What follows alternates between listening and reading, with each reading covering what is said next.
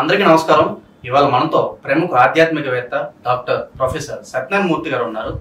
ఆంధ్రప్రదేశ్ ముఖ్యమంత్రిగా చంద్రబాబు నాయుడు గారు జూన్ 12వ తారీఖున ఉదయం 11:27 ప్రమాణ స్వీకారం చేయబోతున్నారు. మరి ప్రత్యేకంగా ఆ సమయానికి ఉన్న ముహూర్త బలం ఏంటో మన మూర్తి గారిని అడిగి తెలుసుకుందాం. మూర్తి గారు నమస్కారం. నమస్కారం మణికంఠ. మూర్తి గారు 11:27 ఎగ్జాక్ట్ గా చంద్రబాబు నాయుడు గారు ప్రమాణ స్వీకారం చేయబోతున్నారు. ప్రత్యేకంగా మరి ఆ టైం ఏంటి, దానికి ఉన్న ఒక ముహూర్త బలం ఉందా, కాస్త వివరించండి. డెఫినెట్ గా ఉంది.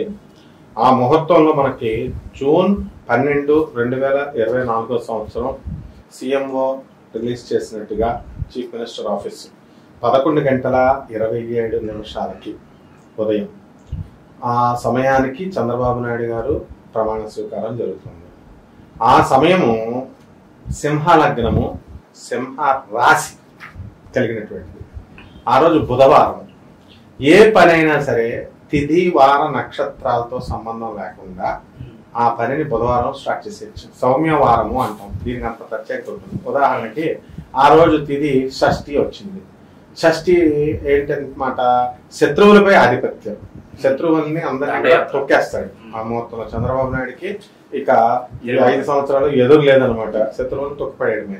అలాగే ఒకవేళ పొరపాటున అష్టమి తిథి ఉందనుకో, ఆ రోజు ముహూర్తం పెట్టడానికి కుదరదు కదా. అలాగే ఆ రోజు ఏ మంగళవారమో అనుకో, వారం సెట్ కానట్టు. అష్టమి వచ్చిందంటే తిథి సెట్ కానట్టు. ఇప్పుడు ఆరుద్ర ఇలాంటి నక్షత్రాలు వచ్చినాయి అనుకో, అవి అంత శుభమైనటువంటి నక్షత్రాలు కానట్టు అనుకుందాం.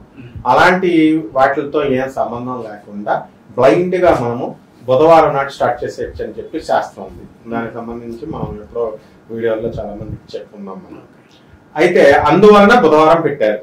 ఇక షష్ఠి ఎందుకు పెట్టారంటే అసలే త్రికూటమి, అది కూటమి ఏర్పడింది. 3 పార్టీలు వీళ్ళతో సమన్వయం ఉండాలా. ఎప్పుడు కూడా వీళ్ళు ఎవరు పవర్ విత్డ్రా చేయకూడదు. వీళ్ళలో వీళ్ళకి మనస్పర్ధలు రాకూడదు. లేకపోతే బయట నుంచి వైసీపీ క్యాడరే వాళ్ళు ఎవరో కూడా వీళ్ళ పైన దాడి చేయకూడదు. అలా ఇబ్బందులు పెట్టకూడదు. ప్రజలలో చక్కగా ఇది ఉండాలా. ఎందుకంటే ఇప్పుడు చంద్రబాబు నాయుడుకి యాంటీగా చాలా మంది వైఎస్ఆర్ పార్టీ వాళ్ళు ఇప్పుడు ఉన్నారు. ఇప్పుడు కూడా గెలవకూడదు అని అనుకున్న వాళ్ళు ఉన్నారు. అలాగే టీడీపీ క్యాడరే వైఎస్ఆర్ పార్టీ వాళ్ళని అన్నం కామన్. మనం ఎంత అన్బయాస్డ్ గా నిష్పక్షపాతంగా మనం చెప్తున్నప్పటికీ కూడా ఈయన ఒకటి ఆ పార్టీ వాళ్ళు తిడుతున్నారు, ఆ పార్టీ వాళ్ళు ఆయన గురించి చెప్తే ఈ పార్టీ వాళ్ళని తిడుతున్నారు. మనకు సంబంధం లేదు. కాబట్టి మనం ఏంటంటే ఈ ముహూర్త బలం గురించి మనం చెప్పాలా. ఇందులో ఉన్నటువంటి గ్రహస్థితి ఏంటంటే ఆ రోజు మేష రాశిలో కుజుడు, వృషభ రాశిలో రవి, బుధ, శుక్ర, గురు గ్రహాలు, తర్వాత సింహ రాశిలో చంద్రుడు, సింహ లగ్నం అది. కేతువేమో కన్యా రాశిలో, శని కుంభ రాశిలో. తర్వాత జూన్ 29 నుంచి శని వక్రిస్తున్నాడు. జూన్ 12 కాబట్టి వక్రించట్లా, శని బాగున్నాడు. ఆ తర్వాత రాహువు మీన రాశిలో ఉన్నాడు. సో ఇక్కడ ఈ ముహూర్తానికి ఏంటంటే అష్టమంలో ఉన్నటువంటి రాహువు లేనిపోని తలపోట్లు వస్తాయి.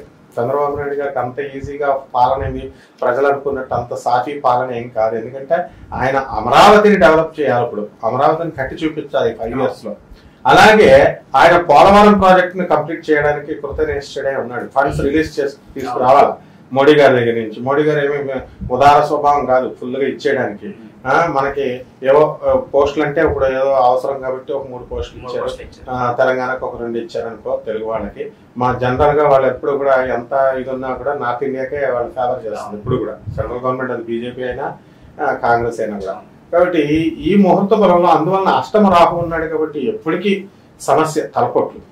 అండ్ సప్తమంలో శని ఉన్నాడు కాబట్టి ఈ జీవిత భాగస్వాములతో అలాగే వ్యాపార భాగస్వాములతో వివాదాలు రావడం ఖాయం.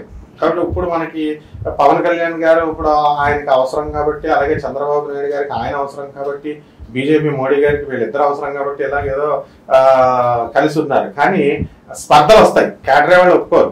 ఇప్పుడు అప్పుడే స్టార్ట్ అయిపోయింది.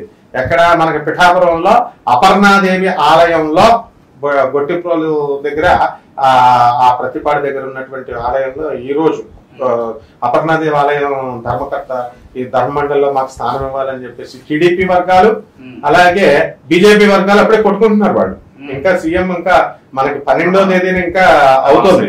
ఈ లోపలనే అప్పుడే స్టార్ట్ అయిపోయినాయి. అలాగే ఇంటెలిజెన్స్ రిపోర్ట్స్ ఉన్నాయి సిఐడి నుంచి. తెలుగుదేశం వాళ్ళు వెళ్ళి జోగి రమేష్ వాళ్ళ ఇంటి మీదకి వెళ్తారు అని చెప్పేసి, అలాగే నిన్న మొన్న కొడాలి నాని ఇళ్ల మీదకి వెళ్ళడం, మరి ఇదంతా కూడా గొడవలు జరుగుతున్నట్టే. మొత్తం ఫ్యూచర్ లో చీలికలు అయితే వస్తాయి అంటారా? చీలికలు రావు కానీ మనస్పర్ధలు వస్తాయన్నమాట. ఎందుకంటే గట్టిగా డబ్బు అడగాలిన, గట్టిగా అడిగితే కొంచెం ఇస్తారు, ఆయన హత్ అవుతాడు. అలాగే ఈయన దేనికి ఖర్చు పెట్టమని వీళ్ళు చెప్తారు. చంద్రబాబు నాయుడు గారేమో Polavaram project Amaravati prestigious program కాబట్టి దీని మీద దృష్టి పెట్టొచ్చు. ఇలా ఏదో ఒక పాలసీస్ లో 3 పాలసీస్ లో వస్తాయి. వ్యక్తిగత ద్వేషాలు రావు. వైఎస్ఆర్ క్యాటరే లాగా వైఎస్ఆర్ వాళ్ళు ఎంతసేపు ఒకరినొకరు తిట్టుకోవడంతోనే ఉండేది. అలా ఉండదు కానీ డర్టీ పాలిటిక్స్ ఉండవు, కానీ డీసెంట్ పాలిటిక్స్. కానీ పాలసీస్ లో బైలాస్ లో ఈ యొక్క డెవలప్మెంట్ సంబంధించి నిర్ణయాలు తీసుకోవడంలో ప్రయారిటీ విషయంలో డిఫరెన్సెస్ వస్తాయి.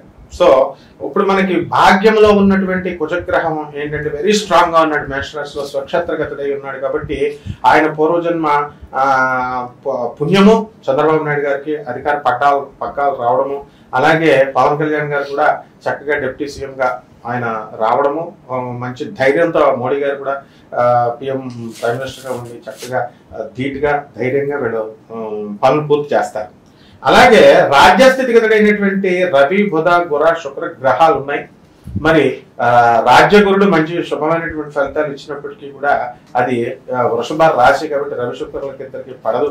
అందువలన చాలా ఇబ్బందులు అనేటటువంటివి రాజ్య పరిపాలనలో వస్తాయి. అవి కామన్ మనిషికి అర్థం కావు. అవి ఇంటర్నల్ గా ఇప్పుడు చీఫ్ సెక్రటరీస్ వీళ్ళతో ప్రిన్సిపల్ సెక్రటరీస్ వీళ్ళతో కూడా చంద్రబాబు నాయుడు గారికి చెప్పిన పాలసీస్ వాళ్ళు చెప్పిన ఈయన వినకపోవచ్చు, ఈయన చెప్పిన వాళ్ళు ఇంప్లిమెంట్ చేయకపోవచ్చు, ఇలాంటి రకరకాలు వస్తూ ఉంటాయి అన్నమాట.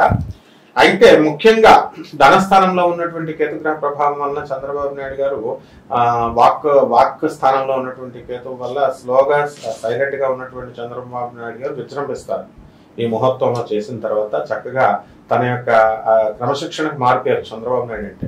అలాగే ఆయన డిసిప్లిన్ కాకుండా కార్యదీక్ష, నిద్ర లేకుండా పని చేయాలి అనేటటువంటి విజన్ ఉన్నటువంటి వాడు కాబట్టి ఖచ్చితంగా మొత్తంలో బ్రహ్మాండంగా విజయవంతమైనటువంటి కార్యక్రమాలు డెవలప్మెంట్ అని ఆంధ్ర ప్రజలు వీళ్ళకి వేశారు కదా. వైఎస్ఆర్ పార్టీకి మానేసి డబ్బులు 2,30,000 కోట్ల రూపాయలు పంచినా సరే మాకు ఆయన వద్దు, మరి వీళ్ళు కావాలా, కేవలం పంపుడు కార్యక్రమాలు కాదు, మాకు డెవలప్మెంట్ కావాలన్నారు. ఈ డెవలప్మెంట్లు ఏవైతే ప్రజలు ఆశిస్తున్నారో ఆ ప్రజలు ఆశించినటువంటి రీతిలో కనుక ఇప్పుడు చంద్రబాబు నాయుడు గారు చేయగలిగితే ఆయన జన్మ కృతకృత్యమైనట్టే. But it is not easy.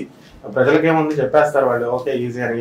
వీళ్ళ జేబులో ఏమైనా ఇస్తున్నారా, తీసుకొచ్చి అక్కడ సెంట్రల్ రిలీజ్ చేయాలి. ఇవన్నీ అంత ఈజీ అయినటువంటి విషయాలు కాదు. కాబట్టి డెఫినెట్ గా అయితే ఓవరాల్ గా మాత్రం సక్సెస్ఫుల్ గా ఈ ముహూర్తంలో ఈ లగ్నంలో ఈ యొక్క గ్రహ సంపుట్లో బ్రహ్మాండంగా చేస్తారు. అందులో ఇప్పుడు కేతు మహాదశలో కేతువులో రాహు ఇప్పుడు చక్కగా ప్రస్తుతం ఈయన ముహూర్తం చేసేది ఎప్పటి నుంచి అంటే మనకి 12/6/2024 నుంచి 8/4/2025 వరకు కేతువులో రాహు నడుస్తుంది. ఆ తర్వాత చక్కగా శుక్ర మహాదశ ఎంటర్ అవుతున్నాయి పరిపాలనలో. మనకి శుక్రుడు మనకి చక్కగా ఈ మంచి గుడ్ గవర్నెన్స్ ని చంద్రబాబు నాయుడు గారు అందించడానికి అవకాశాలు ఉన్నాయి. ఆయన గురుగారు గతంలో డిస్కస్ చేసాం, పవన్ కళ్యాణ్ గారు భారీగా మెజార్టీలో గెలుస్తారని చెప్పారు. అలాగే డిప్యూటీ సీఎం కూడా అవుతామని మీరు చెప్పడం జరిగింది. మరి ఎగ్జాక్ట్ గా అదే నిజం అవుతుంది. మరి మీరు ఎలా ఫీల్ అవుతున్నారు? నేను చాలా ఆనందంగా ఫీల్ అవుతున్నాను. నేను ఆ రోజు చెప్తుంటే మనకంట నువ్వే చెప్పావు, ఎవరిని పిఠాపురంలో మా అక్క వంగాగీత పోరాడుతుంది అంటే ఎవరు గెలుస్తారు నాయన నేను సరదాగా నేను అడిగితే కాన్ఫిడెంట్ గా నువ్వు చెప్పావు, ఏమని పవన్ కళ్యాణ్ గెలుస్తారు సార్ అని. అలాగే చక్కగా పవన్ కళ్యాణ్ గారు భారీ మెజార్టీతో గెలవడం కాకుండా మొత్తం 21-27 సీట్లు తెచ్చడం జరిగింది. సో ప్రభుత్వంలో ఉండి లేకుండా కూడా చేసుకోవచ్చు చక్కగా. ఏదోలాగా మన పవన్ కళ్యాణ్ గారికి డిప్యూటీ సీఎం పోస్ట్ తీసుకున్నారు. అద్భుతంగా వేరే పరిపాలన ఉంటుంది, బాగా చేస్తారు. ధన్యవాదాలు.